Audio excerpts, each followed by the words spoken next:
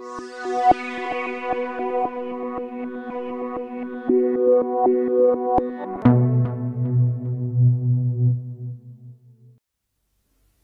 there! In this video I will tell you about what you can do in your household and buildings to improve your current energy demand and what you need to do to take care that your greenhouse gas emissions are effectively reduced and eventually become zero. As a first step to structure your efforts, what you can do is to reduce your demand. So in this case, reducing the amount of kilowatt hours you use. The second step is the cascading of resources, so the reuse of waste streams. So for one process, you forward it to another and use it there as an input, but then with a lower quality demand. The third thing you can do is multi-sourcing. This means that you use renewable and sustainable energy sources to cover your energy demand. So to fill these somewhat abstract terms, I will show you some examples for each of these steps. Starting with demand minimization. This means that you do something what we normally call passive solutions. So you install or design something that reduces your energy demand all the time. One prominent example for this reduction is insulation.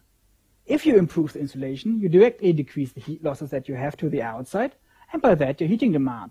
So what I could do as a person, I could wear another layer, and by that efficiently reduce my heat demand. If you now want to improve your cooling and reduce your body temperature, I could think of better ventilation. So I take care that my body temperature is regulated. Or if I'm cold and I want to make best use of the sunlight, what I can do is I can turn towards the sun where it's warmer. Now, how does this now translate to a building? What you can do, for instance, for a building, you could install another additional insulation layer. That's normally something done for existing buildings, or you use really well insulating building materials if you buy a new one. For cooling and ventilation, you can use mechanical or natural ventilation. By that you keep the inside temperature low with minimal efforts. To make good use of the sun and its heat and light, you can orientate the larger surfaces of your building towards the sun, so in the northern hemisphere to the south. Furthermore, you would increase the glass surface to that side to let heat and light in, while you reduce them on the north side, so you reduce their heat losses. If you want to efficiently reduce electricity demand, the simplest way to get rid of is to get rid of your old-fashioned appliances and go for new, less energy-consuming ones. So for instance, you can use more effective light bulbs than in the past. So with these LED lights and other light sources, you could use only a fraction of your previous energy demand while providing the same amount of light in the room.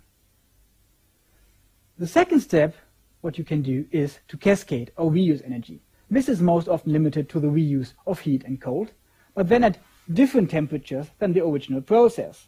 One example that does show this idea somewhat is the following. If you want to boil your eggs for breakfast in the morning, you usually have hot water left at the end. And usually you do nothing with it, you just throw it away.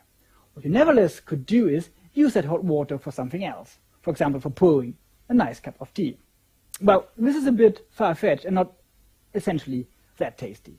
Nevertheless, it shows that we've got waste streams in a household that we can use for something else, where we can apply the principle of reusing waste streams. So you've got hot water coming from your shower or from your sink. You can use them to preheat the incoming cold water from your water supply line before it actually enters the heating kettle. By that, the temperature is already increased before entering it, and you need less heating energy. Furthermore, what you can think of is using reject heat from cooling, such as in an ice ring to warm a swimming pool. Sounds a bit strange, reject heat from cooling, doesn't it? But have you ever touched the rear of your fridge at home? This is quite hot there, and you can use that heat for something else. So, for example, heating your bathroom. Now, demand minimization and cascading will get you only that far. You will eventually end up with a minimized energy demand, but you still have to cover that part. And this is where multi-sourcing enters the game. And multi-sourcing here means, like already said before, the use of renewable and sustainable energy sources. Most of you will have heard about the emerging and sometimes already applied technology in this field. So for instance, the use of photovoltaic panels which convert sunlight into electricity. You can find them on small-scale applications like this calculator or street lights.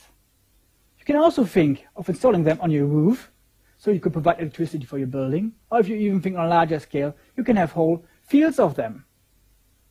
If you want to increase the scale even further, you cannot use PV anymore, but you normally would switch to something what is called a solar tower or a solar throw, where you focus the sunlight in one spot.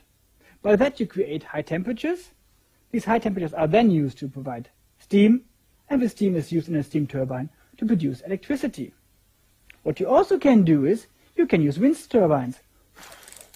This might be a small one, and it also does not produce electricity, but nevertheless, wind can play a tremendous role in future in our energy supply. Where you would install them is normally at locations where you've got high wind speeds and where these high wind speeds are normally constant. So you've got a high constant energy output. These locations can be either onshore or offshore, and you can use just one of them, or you can have whole parks of them. There are many researchers, technologists, and inventors busy with new technologies and ways to provide sustainable energy for everyone. So for instance, in Wageningen, researchers work on ways how to use plants to produce electricity in a concept that is called Plant E. While this might be currently only be one small plant, there are plans to use whole fields of this to produce electricity in future. And there are many other ideas out there that might make a breakthrough. So, are you the one that will bring us the light?